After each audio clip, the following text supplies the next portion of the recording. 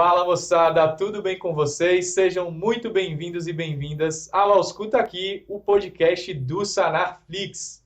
E hoje, dando continuidade ao nosso clube de casos, e se você é Sanarflix raiz, você vai lembrar do nosso clube de casos, aquelas lives semanais com o nosso time de professores discutindo casos reais e mega importantes para a sua vida prática. Eu trouxe aqui um convidado que vai discutir comigo uma doença, uma entidade da medicina e um exame que eu acho que são os mais famosos e que com certeza você vai se deparar ao longo do seu internato, ao longo da sua vida médica. Eu estou falando de anemias, eu estou falando do hemograma e eu estou falando do Felipe Barco, o hematologista aqui da Sanas. Seja bem-vindo, professor Felipe. Obrigado por ter aceitado o convite. Obrigado a você pelo convite, Gabriel.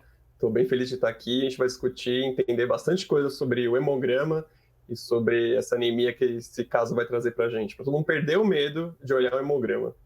Bacana. E aí, eu acho que a gente vai além dos dois parâmetros principais que você copia lá na evolução do seu paciente, HB e HT. Não, a gente vai além. Então, sem Vai. mais delongas, é uma mulher de 46 anos que ela procurou assistência médica devido a palidez e queixa de fadiga aos esforços. Se essa fadiga, se ela fosse mais inespecífica, eu já ia chamar o Tiago aqui, talvez seja uma dispneia aos esforços. Se você não assistiu o episódio de síndrome coronariana aguda, dá uma olhadinha, está disponível aqui. E, professor, queixa de palidez e fadiga são as mais comuns, tem outras queixas também que costumam chegar mais no consultório. Conta aí para o pessoal.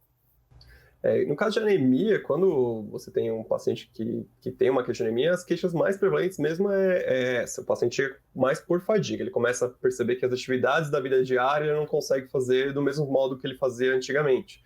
Então, para arrumar a casa, tá ficando cansado, para subir um lance de escada que ele sempre fazia, andava quarteirões, começa a ficar cada vez mais cansado e também palidez, mas a palidez é uma coisa que a gente sempre discute no exame físico, que é assim, não, quando você vai olhar um paciente com anemia, você tem que olhar a palidez de mucosa, mas quando o paciente refere que ele está pálido, ou um familiar está referindo que ele está pálido, isso tem mais importância porque, ao contrário do médico, ele tem um parâmetro, né? Então, um paciente que você olha no espelho e viu, eu estou pálido, o familiar fala, nossa, minha filha está ficando pálida. Então, isso é uma coisa que a gente leva mais em conta do que quando você vai fazer só o exame físico, né? Mas tem outros, em caso de anemia, tem outros sintomas que o paciente pode apresentar, né? Ele pode falar de dor de cabeça, em casos bem graves de anemia, eu lembro que a pior anemia que eu peguei na vida foi um paciente com hemoglobina de 2. Meu Deus. Então, ele não estava totalmente confuso, ele não falava nada com nada porque estava muito confuso, então tem confusão mental. E em paciente mais idoso, você pode ter piora de sintomas de comorbidades dele, né? Então, por exemplo, um paciente que tem um DPLC fica com mais falta de ar que ele já tem, um paciente que tem uma insuficiência cardíaca ou já tem um cansaço de base, piora muito mais, ele sente, o paciente anginoso pode até reclamar um pouco de dor no peito também, só por conta dessa anemia que se instalou, né?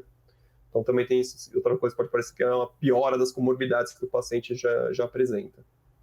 Bacana. Então, professor, palidez de mucosa, palidez, assim, quando o paciente refere, eu faço um comparativo com a icterícia, né? Que na pediatria a gente usa as zonas de Kramer e na avaliação da icterícia no adulto a gente tem mais ou menos, assim, alguns parâmetros, né? Se chega a atingir a pele, 4 cruzes, palma das mãos e planta dos pés, 3 cruzes, aí 2 cruzes, geralmente aquela icterícia mais evidente em mucosa e tudo mais. Primeiro que muda na icterícia é o olho, né? E acho que a mucosa jugal aqui embaixo da língua. E na anemia a gente tem parâmetros assim específicos, não tem imagem para a gente usar aqui no podcast, mas como é que a gente pode dar uma elucidada assim nessa queixa?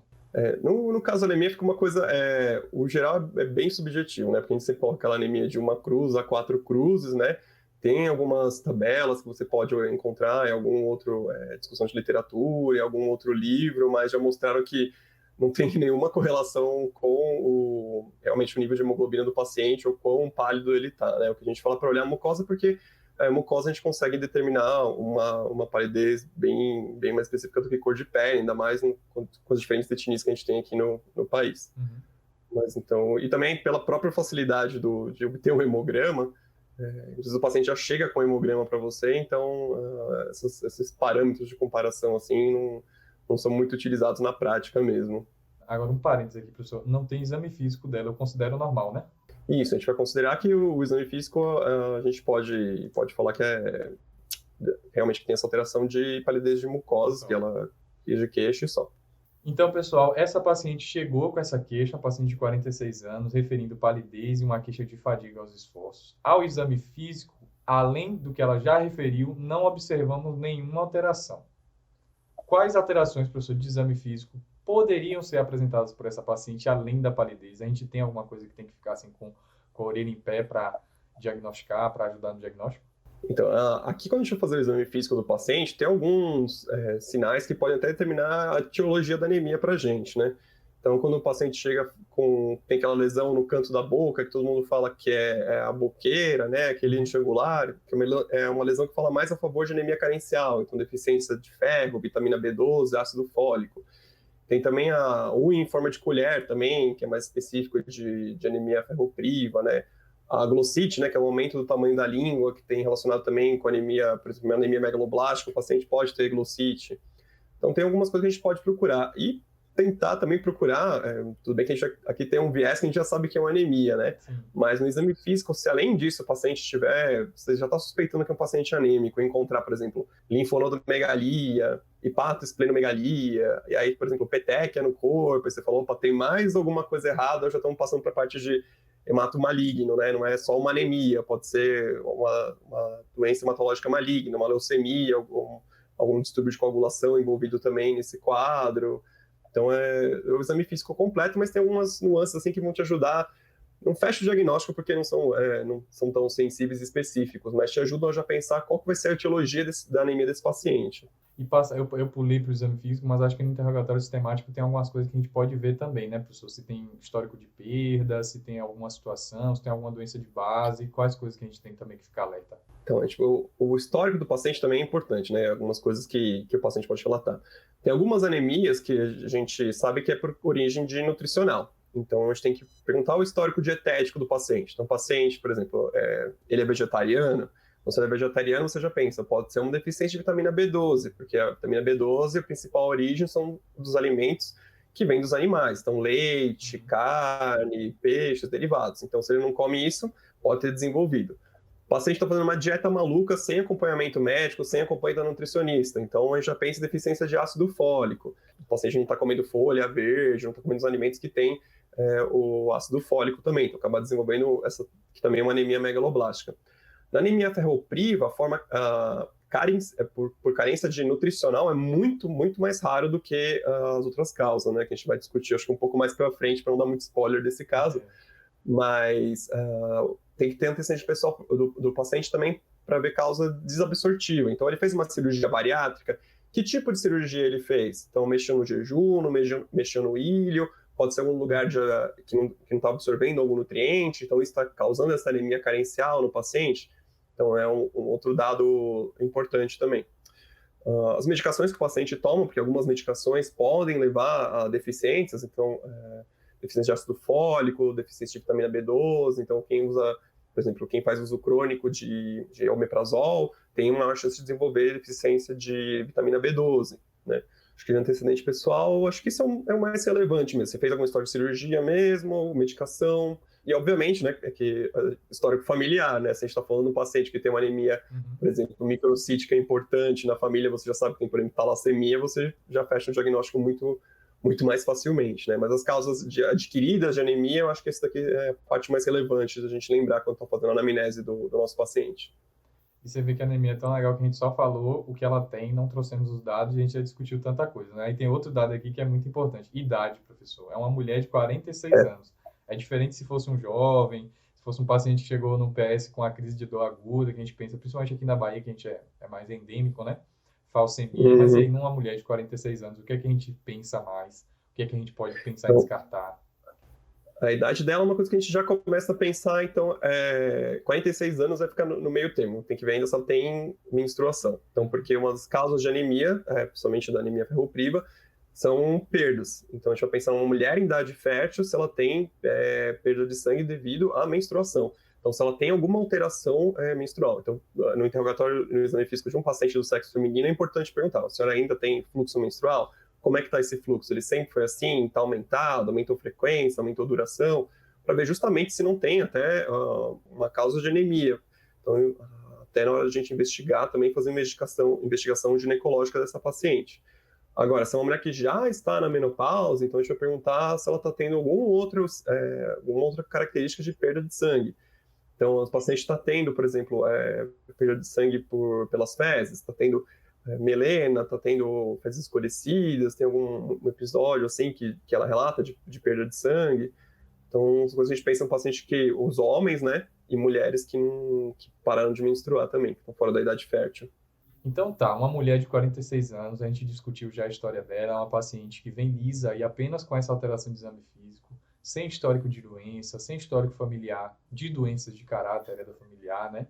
Chegou com a queixa de palidez e fadiga e astenia, né? E aí a gente parte para solicitar o hemograma, que é o exame mais importante, que é o que provavelmente vai definir conduta. Só que a gente está lá no check-in do SUS, professor, o pessoal solicita hemograma completo. Aí tem gente que diz, não, o hemograma já é completo. O que é que a gente tem que solicitar? O que é que vem no hemograma, no pacotão? E o que é que a gente acopla junto ao hemograma para a gente fazer uma investigação bem completa, assim, de um caso de anemia e no caso, obviamente, específico dessa paciente, né? Uma mulher de 46 anos, pensando já nas suspeitas que a gente pode ter para ela. O hemograma sempre é o hemograma completo, né? Não, eu desconheço, a não ser que tenha algum laboratório que faça alguma coisa específica, quando você coloca hemograma completo, o cara, agora eu vou colocar isso. Eu não conheço. Eu conheço que tem alguns lugares que fazem, principalmente quando a gente tem serviço de quimioterapia, que tem o hemograma urgente, que é o hemograma da quimioterapia, só para verificar se o paciente está com um leucócito bom para fazer o próximo ciclo de quimioterapia, aí ele não solta alguns outros parâmetros. Vem só, tipo, HD, HT, os leucócitos sem diferencial, a contagem plaquetária, que é o que o hematologista precisa, o oncologista precisa para liberar ou não a próxima quimioterapia. E depois, se quiser, vem os outros parâmetros. Mas quando a gente pede um hemograma no geral, ou não precisa nem colocar hemograma completo, vai vir tudo que a gente está acostumado a olhar no exame de sangue. Então, vai vir o hemograma, né, a quantidade de hemoglobina, o hematócrito, o volume corpuscular médio, a concentração de hemoglobina corpuscular média, né, o RDW, o índice de anisocitose, vem todas as características da série vermelha, aí vem as características da série branca, né, então vem o leucograma, então vem o leucócito com todo o diferencial, o que é neutrófilo, o que é eosinófilo, o que é linfócito, e por fim, vem a contagem de plaquetas, né. E no hemograma, normalmente também é feito, quando tem alguma alteração, se o laboratório é bom, é correto, né, alguém vai olhar essa lâmina do paciente para ver se tem alguma outra coisa específica, se a máquina não está acusando também, porque a própria máquina de contagem que faz o hemograma consegue acusar algumas alterações. Mas se não, quando tem uma plaquetopenia, quando tem uma anemia, normalmente faz uma revisão da lâmina, justamente para ver se não tem alguma alteração que ele vai descrever para você nesse hemograma, né? Quando a gente vai investigar anemia, muitas vezes o paciente só chega com o hemograma, né? Mas acho que tem muitos outros exames que a gente pode pedir para continuar essa investigação de anemia também. Eu sempre, quando eu vou dar aula, né, eu sempre começo a aula falando que o primeiro exame que a gente vai utilizar para separar as anemias hiperproliferativas e hipoproliferativas, que eu acho que é um muito bom começo, é o reticulócito. A gente quase nunca pede contagem de reticulócito, né? E eu faço uma meia-culpa disso, porque até eu começar a residência de hematologia, eu também raramente pedia contagem de reticulócito. E quando pedia também era sempre depois que eu tinha já o diagnóstico de anemia do paciente. Eu nunca, para começar a investigar uma anemia, eu pedi esse exame, mas é alguma coisa que eu só fui ver mesmo com a residência de hematologia, como é importante para a gente começar a fazer a diferenciação. Então, pronto. Essa paciente ela já tem um hemograma, professor. Ela está com HB de 8,8, valor de normalidade aí nesse caso aqui de 11,5 a 16. Aí uma pergunta, tem uma classificação assim, anemia leve, moderada, grave, a depender do HB, ou porque varia muito de laboratório, não tem isso? Até, alguns autores colocam isso, anemia leve, moderada e grave, né? Mas assim, na prática clínica a gente não utiliza muito, assim, porque a gente sabe de critério transfusional, né? Toda vez que a gente tem uma anemia que está abaixo de 10 e 7, né? Que são as anemias que ficam na zona mais cinzenta, né? Que tipo a anemia moderada. Uma anemia que o paciente tem uma hemoglobina ainda acima de 10, dificilmente ele vai ter algum sintoma, dificilmente ele vai precisar de transfusão de sangue, então são anemias muito leves, né? E a gente sabe que a hemoglobina abaixo de 7, que é até considerado, por muitos autores, o gatilho transfusional, né, que é onde você teria que fazer uma transfusão de sangue, seria uma anemia grave, porque a gente já sabe que tem lesão por hipóxia dos tecidos mesmo. Então, a hemoglobina abaixo de 7, se não for um caso que você pode esperar para fazer alguma outra medida, você teria que transfundir esse paciente. Então, dá para fazer essa divisão de 10 para cima, entre 7 e 10 e de abaixo de 7. Essa paciente tem um HCM de 22,4, o valor de referência aí 27 a 32, e um VCM de 64,5, o valor de referência 75 a 92. Todos os três aí abaixo do valor de referência. Uhum. Leucócitos normais, 6.700, plaquetas de 580 mil, um pouco elevado, considerando que o valor de referência é 350 a 400 mil. E aí tem a famigerada cinética do ferro, né? Ferro sérico, ferritina. A gente tem também vitamina B12, folatos e o TIBIC. Vamos lá, um por um. Ferritina de 10, lembrando que o valor de referência é de 12 a 200. Ferro sérico de 7, valor de referência de 11 a 32. TIBIC de 91, então aí a gente tem um aumento, né? Visto que o valor de referência é de 42 a 80. Vitamina B12 de 238. E os folatos aí folato de 8, valor de referência é 2, para a vitamina B12, valor de referência é 150. Então, todos aí, esses dois ok, né, professor? Então, a gente tem alteração no TIBIC, ferro sérico, ferritina, plaquetas elevadas, VCM, HCM, hemoglobina baixas. O que é que a gente pensa para essa paciente? Só olhando o hemograma, antes de a gente olhar mesmo a cinética do ferro e a dosagem de vitamina B12 e ácido fólico, a gente já tira umas coisas bem interessantes, né? Então, aqui ele, apesar de estar discutindo esse hemograma completo, nesse caso, ele acabou não fornecendo todos os dados do hemograma, né? Então, assim, a gente vê que o paciente tem uma anemia, e anemia é qualquer paciente que tem uma hemoglobina ou hematócrito abaixo do valor de referência, né? Essa é a definição da Organização Mundial de Saúde. O valor de referência é o valor de referência do seu laboratório. Às vezes tem um laboratório que tem uma variação de uma vírgula para o outro, a gente não vai brigar qual que está mais correto ou não, depende de kit, depende de um monte de outras coisas. Então a gente vê pelo valor de referência do laboratório. Então, a hemoglobina de 8,8, depende de que laboratório você esteja, isso daí vai ser uma anemia com certeza. Então, o paciente já tem uma anemia com um VCM baixo, um VCM de 64,5, então uma anemia microcítica. Então, isso daqui a gente já começa a olhar já começa a direcionar o nosso foco para algumas anemias e tirar de outras. Então, por exemplo, essa paciente já chega para a gente com uma dosagem de vitamina B12 e de ácido fólico. Aí precisava fazer essa dosagem? No princípio não precisava, porque a anemia por deficiência de B12 e ácido fólico são anemias megaloblásticas. Então, o paciente teria um volume corpuscular médio acima de 92, né? Tipo um volume corpuscular médio de 100, né? Um VCM bem elevado. Então, não faz sentido, mas muitas vezes a gente vê na nossa prática o paciente chegar com dosagem de tudo, né? O tudograma, ele chega com dosagem de ácido fólico, com dosagem de B12, dosagem de zinco, cobre, tudo que é possível, né? Justamente porque acaba até onerando um pouco o sistema, né? A discussão de medicina baseada em evidência, né? Então a gente tem exames que são desnecessários. Ultimamente a gente descobriu alguns elementos da tabela periódica que a gente nem sabia que podiam ser dosados, né, professor? Mas exatamente. Fica para o próximo episódio. Fica o próximo episódio, a gente pode dosar qualquer coisa praticamente. Então esse paciente chega para a gente com essa anemia microcítica, né? Sem nenhum histórico, então a gente poderia pensar até se o paciente tem uma anemia microcítica, a gente poderia pensar em talassemias, né? Ainda mais com um volume corpuscular médio tão baixo assim. Mas se o paciente não tem um antecedente ou desconhece esse antecedente, um outro parâmetro que a gente pode utilizar para tentar diferenciar se esse paciente tem uma talassemia ou, por exemplo, uma anemia ferropriva, seria o RDW, tá? Ele não está dando o parâmetro aqui, né, nesse caso que a gente está ilustrando, mas, por exemplo, se o paciente estivesse com RDW elevado, isso fala mais a favor de anemia ferropriva do que, por exemplo, se tivesse uma RDW normal, que fala, por exemplo, a favor de anemia por talassemia, ou até mesmo anemia por doença crônica. A anemia por doença crônica, 30% dos casos podem ser microcítica e hipocrômica também. Então, por exemplo, um diagnóstico diferencial aqui.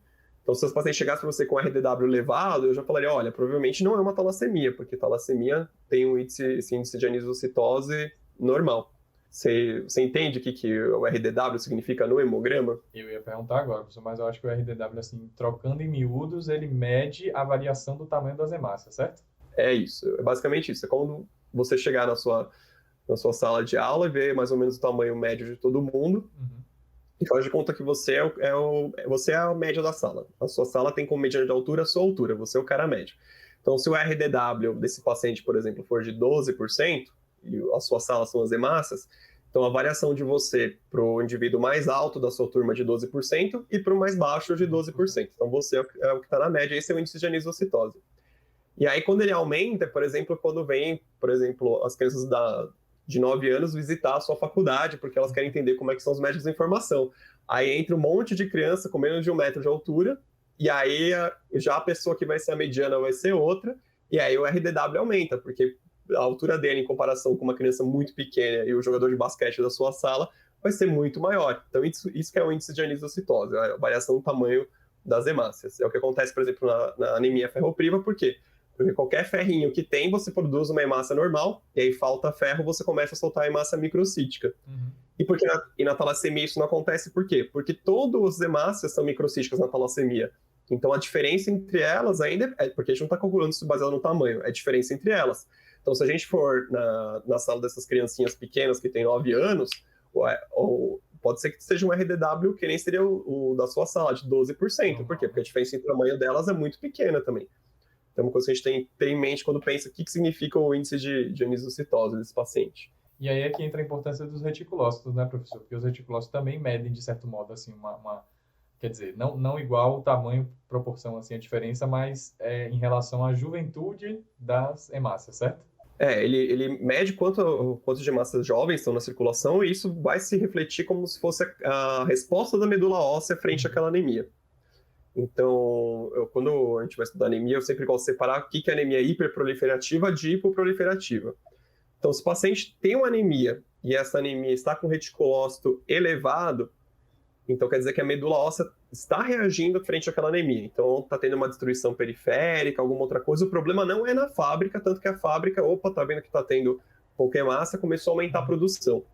Agora, frente a uma anemia, você vê que o reticulócito está um número normal ou um número baixo, então quer dizer que o problema está na medula óssea, porque ela não está respondendo a essa anemia. Então, a gente já vai pensar, então, por exemplo, uma talassemia é uma anemia hiperproliferativa. O paciente produz uma hemácia com defeito, né, uma hemácia pequenininha, do talassêmico, mas a medula óssea, a destruição não é porque...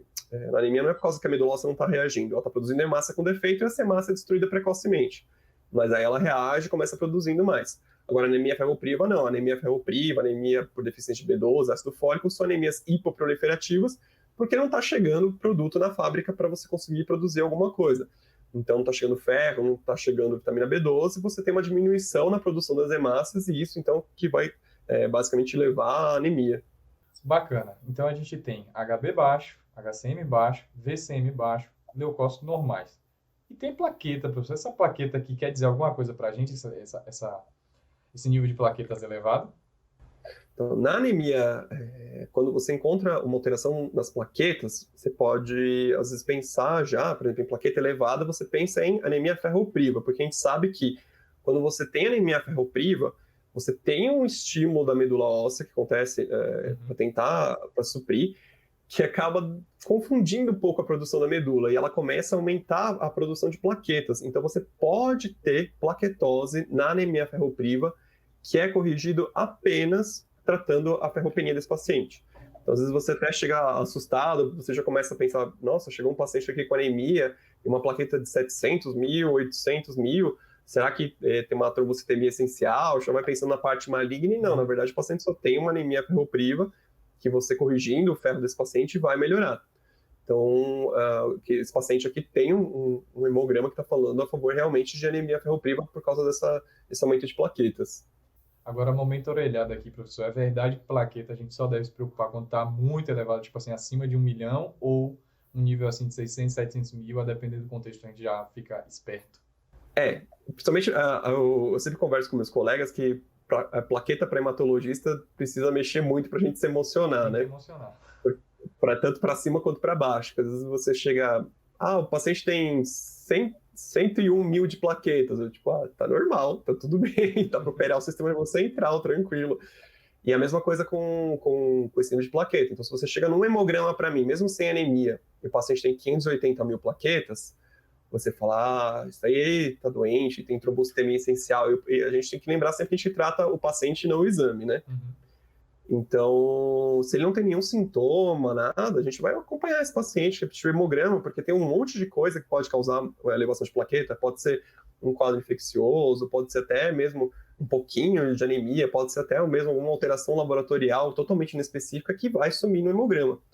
Mas se você olhar até mesmo nos critérios diagnósticos de trombocitemia essencial, o nível de plaquetas acima de 600 mil, 700 mil que ele dá como diagnóstico é sustentado. Então o paciente mantém aquele nível por muito tempo, por meses, por vários hemogramas que você está fazendo.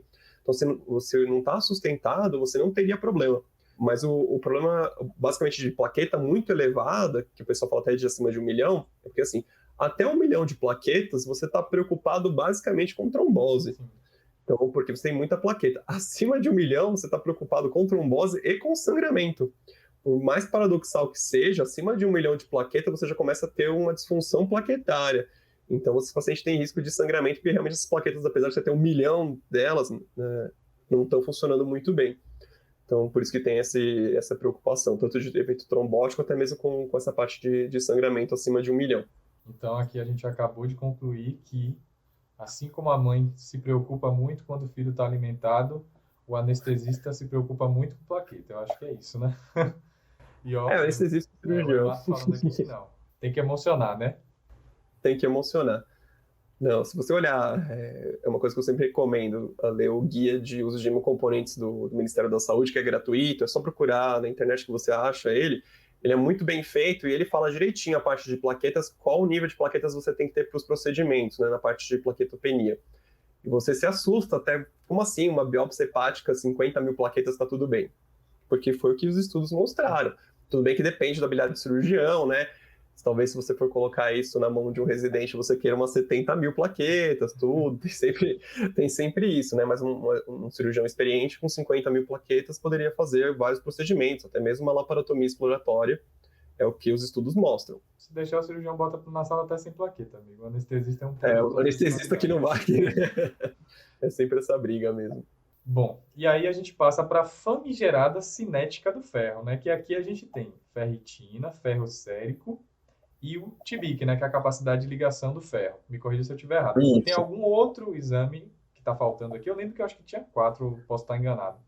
Saturação de transferrina também é um exame que a gente sempre pede. A gente sempre pede ferro, ferritina, saturação de transferrina, e em alguns lugares também o pessoal gosta de pedir o TBIC, que é a capacidade total de ligação do ferro, né?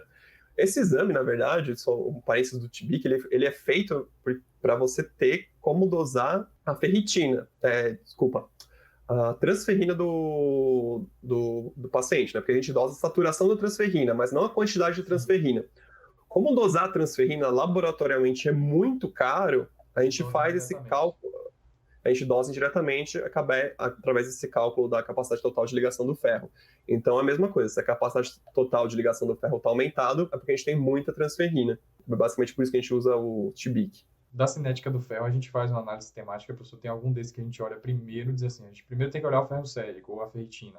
Quando eu vou discutir esses casos com os internos, com os residentes, sempre acontece a mesma coisa, né? Porque a ferritina, que é o exame mais importante, é o último a sair do laboratório. Então a gente discute hemograma, tudo, fala, então você pediu o laboratório do ferro, né? E aí, o que tem? Só falta sair a ferritina, mas o ferro tá baixo, ou o ferro tá normal. Eu falo, então, mas a ferritina é o mais importante, né? Porque quando a gente vai olhar o metabolismo do ferro, eu sempre faço aquela brincadeira que é como se fosse uma loja que tá vendendo as blusinhas metálicas para as hemácias, né? E a ferritina justamente é o depósito. Então, a ferritina representa o armazenamento de ferro no nosso organismo. Então, se a gente levar essa brincadeira que eu faço, que é uma loja que está vendendo as roupinhas, né? O que está sendo exposto na vitrine é o ferro. Então, você pode ter um ferro normal, mas a primeira coisa que vai acabar quando você tem uma loja, a primeira coisa que vai acabar vai ser o seu estoque, porque não está chegando a roupa para repor, né? Então, você olhando lá a vitrine, está tudo bem, o ferro está bem, mas a ferritina já está começando a cair. Então, a ferritina, que representa o estoque de ferro no organismo, ele é o marcador principal, porque ele é o primeiro que vai se alterar na anemia ferropriva. Então, primeiro a gente vai ter essa queda da ferritina, para depois, então, ter uma alteração do ferro, e aí, por fim, a anemia do paciente. Então, por isso que a ferritina desse paciente aqui que está baixa, então está falando para mim, o estoque de ferro desse paciente está baixo. Então, todo o resto da cadeia, consequentemente, está baixo, que a gente pode olhar aqui no exame dele. Então, o ferro sérico dele está baixo também. E a capacidade total do ferro, que seria a transferrina, se a gente lembrar, é quem transporta, né, quem transfere o ferro no organismo, transferrina, né? Então, se você tem pouco ferro disponível, ou você começa a aumentar a produção de transferrina para qualquer ferro que aparecer ter algum caminhãozinho para levar ela. Então, por isso que na anemia ferropriva a gente tem o aumento do TBIC, né? Ele consegue ver que o estoque de ferro está baixo, então começa a aumentar esses caminhãozinhos circulantes da transferrina para tentar captar qualquer ferro que apareça para ser levado para o estoque. Então, a equipe de logística que está precisando transportar e não está tendo, né? É exatamente isso. Bacana. Então, acho que a gente já consegue fechar uma etiologia para ela, professor, sem nenhum histórico, sem nenhuma queixa de perda, pelo menos uma queixa aparente assim, hematêmese ou melena, nada disso. Não se queixou, né, no ciclo menstrual de nada disso. É comum mulheres nessa idade apresentarem esse grau. O que é que a gente tem que ficar atento aqui? Porque mesmo o paciente não referindo, será que a gente pode buscar alguma coisa que talvez ela não saiba? Muitas vezes o paciente que chega para você com esse diagnóstico, com essa suspeita de anemia, você faz um diagnóstico de anemia ferropriva, na história dele muitas vezes é bem frustra, né? Porque se ele tem um sangramento oculto, né? Poucas vezes o paciente consegue referir para você que está com sangramento oculto, né? Porque o próprio nome diz, é um sangue oculto, às vezes as perdas são muito pequenas, o paciente às vezes nem se importa com isso, então ele realmente, dependendo do sítio do sangramento, ele não percebe, né? As mulheres, felizmente, hoje em dia, né, a gente tem todo mundo está tendo conhecimento melhor, está tendo acesso a uma educação melhor, então elas percebem essa alteração menstrual. Então, quando uma mulher tem essa etiologia menstrual, normalmente ela já chega referindo, mesmo você sem perguntar, tipo, minha menstruação está muito aumentada, eu sempre tive um fluxo menstrual aumentado. Então, às vezes tem esse dado, principalmente com um paciente mais jovem. Mas nessa idade, assim, 46 anos, já começa a pensar até num paciente que talvez esteja chegando perto da menopausa, ou então um paciente um pouco mais velho, 50, 60 anos, que realmente já esteja na menopausa e realmente não chega com nenhuma queixa para você, e você vai ter que partir para uma investigação às cegas. Na minha experiência, a maioria das vezes você acaba partindo para investigação às cegas baseado no seu paciente mesmo. Uhum. E para ela aqui, que investigação que a gente tem que partir e o que é que a gente já pode fazer de conduta? Então, a primeira coisa que a gente pode fazer para esse paciente é realmente repor o ferro, né, que tem indicação. Então, a partir do tratamento de escolha para tratar a anemia ferropriva é o sulfato ferroso por via oral, que é uma medicação que tem um custo baixo, é bem disponível. Tem alguns efeitos colaterais indesejados, então o paciente vai reclamar para você que vai dar náusea. Alguns pacientes chegam até a ter intolerância e tem vômito mesmo, passa mal. Pode dar obstipação, pode dar diarreia, é uma medicação meio chatinha de tomar. Além disso, tem alguns cuidados que a gente tem que ter, né? Que tem algumas substâncias que diminuem a absorção de ferro, então, de preferência, você tem que fazer o uso dessa medicação 30 minutos antes das refeições e, de preferência, com alguma coisa ácida, né? Então, todo mundo gosta daquele combo de tomar o sulfato ferroso com suco de laranja, porque tem, primeiro, que a substância é ácida, né? E segundo, porque tem vitamina C, e vitamina C também aumenta a absorção do ferro. Então é um perfeito, praticamente todo mundo que eu conheço gosta de laranja, então todo mundo tem acesso ao suco de laranja, então é fácil recomendar para o seu paciente tomar o sulfato ferroso com o suco de laranja antes das refeições, né? E aí você faz a reposição, e aí eu vou jogar a pergunta para vocês. Qual que vai ser o parâmetro que a gente vai falar, beleza, esse paciente aqui pode parar de repor o ferro, tá tudo bem com ele? Vou chutar aqui com base no que a gente discutiu. Eu acredito que a ferritina talvez seja o mais importante da cinética, né? Isso. A ferritina é o primeiro a se alterar e vai ser o último a melhorar mesmo. Então, primeiro o paciente vai ter uma melhora da anemia, vai ter uma melhora do ferro, e por último ele vai repor os estoques, né? E isso vai levar mais ou menos uns 6 meses de tratamento. Então, esse paciente, se você corrigiu, né, o que está causando a anemia ferropriva dele, né, porque não adianta a gente tapar o buraco com uma peneira, né, só ficar dando sulfato ferroso e o paciente continuar com uma perda oculta, né, não adianta. Então, você vai conseguir, então, terminar o tratamento desse paciente quando tiver com uma ferritina normalizada, né? Então, a ferritina ficou acima do valor de referência, tudo bem, ele está conseguindo manter isso.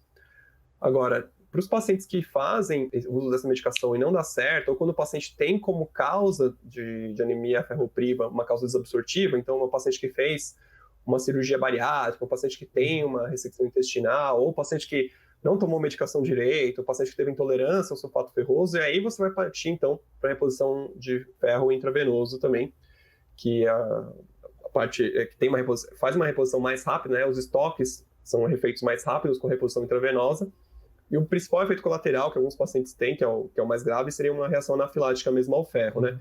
Mas hoje em dia, tem alguns compostos melhores, é bem difícil ter esse tipo de reação.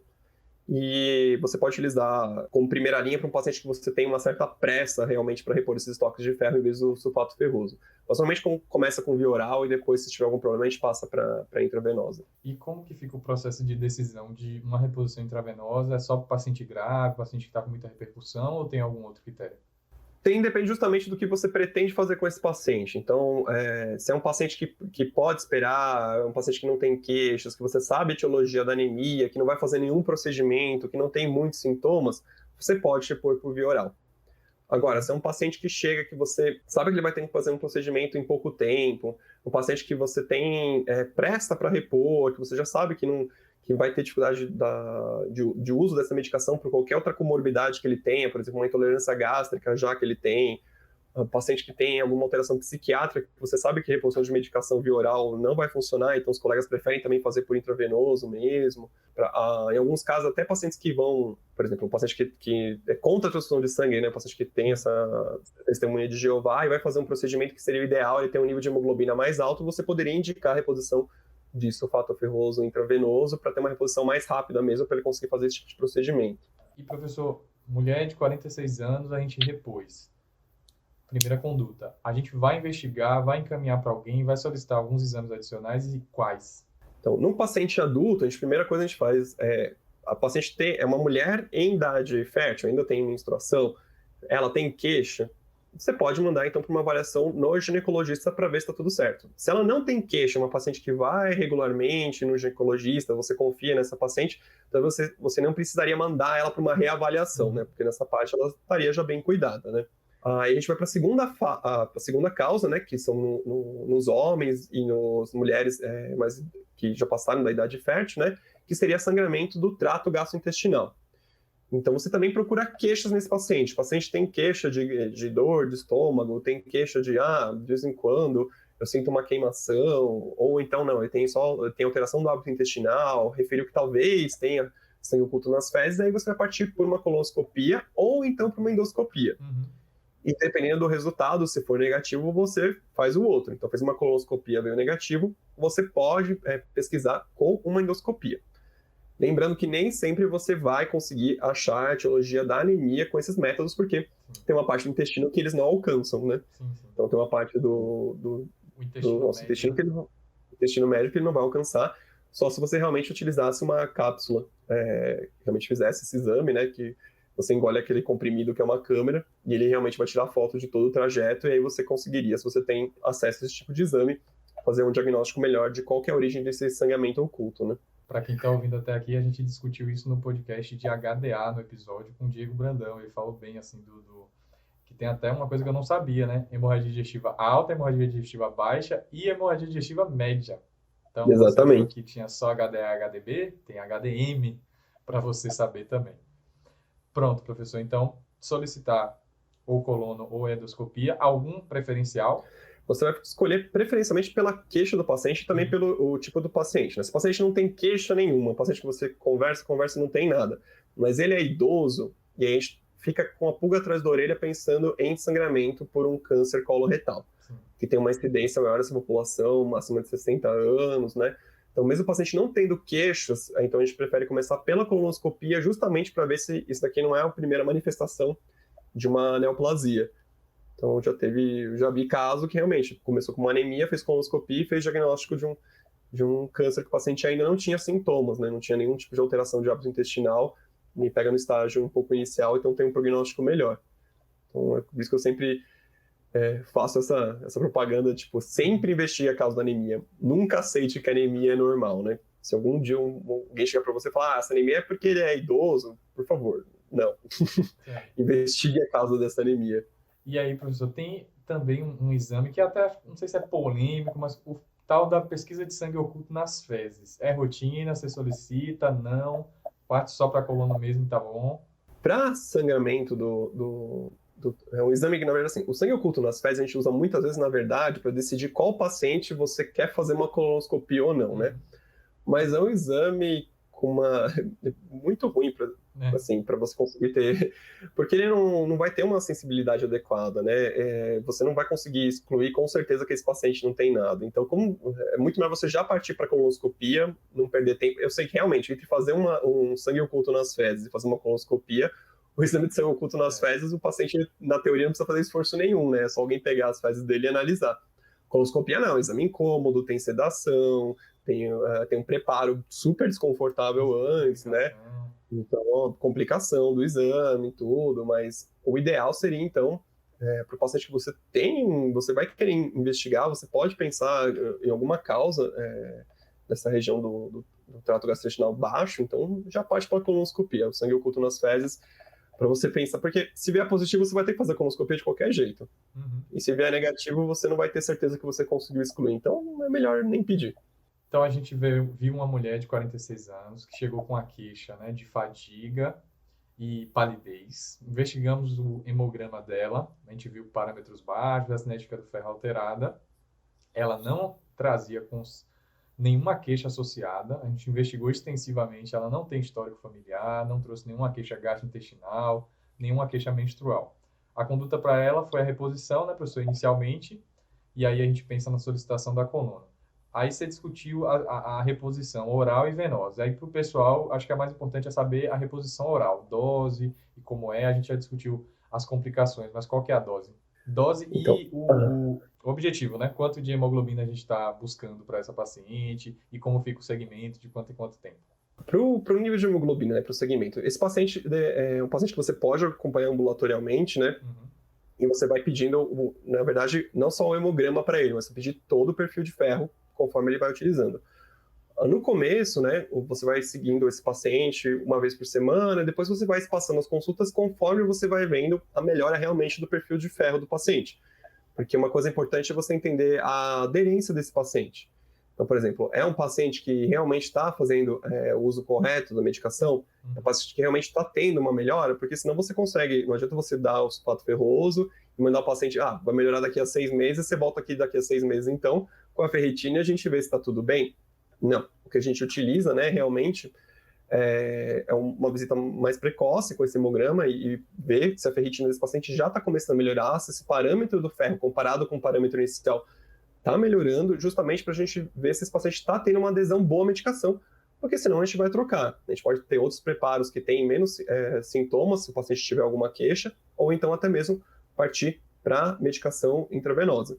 E como falei, o objetivo, né, no final do tratamento é a gente fazer essa fazer realmente aumentar essa ferritina a um nível de normalidade. Então, quando você vai ver que o primeiro parâmetro que vai melhorar realmente vai ser o hemograma do paciente. O paciente vai chegar para você ainda fazendo tratamento com um hemograma bem normalizado. Então, às vezes o paciente tem ainda uma ferritina baixa, mas tem um hemograma praticamente normal. Então, a gente não vai levar em consideração esse nível de hemoglobina, né, do paciente, mas sim o nível da ferritina dele. E para finalizar, professor, para quem gosta, qual que é a dose que fica para esses pacientes? Para adulto, né? Para criança a gente deixa com a Natália, com a Bia. Isso, mas no adulto também a gente pode usar um pouco dessa parte de calculadora que o pediatra gosta, né? Mas a dose de ferro alimentar seria de 3 a 5 miligramas por quilo por dia, né? Então você teria que fazer o cálculo dependendo da formulação do comprimido de sulfato ferroso que você tem, né? Que normalmente tem uns 60 de ferro alimentar cada comprimido. Mas depende, tem uns que tem um pouco a mais, um pouco a menos. E essa paciente, professor, no final das contas, qual que foi a etiologia dela? Essa paciente realmente, na verdade, ela tinha um distúrbio de sangue oculto nas fezes, né? Então, ela é uma paciente que chegou, ela não tinha nenhuma queixa específica para a gente de sintoma gastrointestinal. Foi optado fazer primeiro uma colonoscopia, né, pelo colega que atendeu e realmente ele acertou. A paciente tinha realmente uma lesão que sangrava e depois foi investigada, né? E tinha até uma certa malignidade nessa lesão e depois foi feito todo o tratamento da parte oncológica correta, né? Uhum. Mas era uma paciente que já tinha primeiro esse sinal. Depois, conversando, ela realmente tinha uma alteração de hábito intestinal que, na verdade, não é o que ela referia. Ela não achou que realmente importava na hora de fazer a anamnese. Coisas de pacientes, né? Pois é. Então, a gente viu aqui que com um simples hemograma a gente conseguiu discutir anemia de uma forma bem profunda e a gente foi para a investigação chegando até uma etiologia oncológica, né?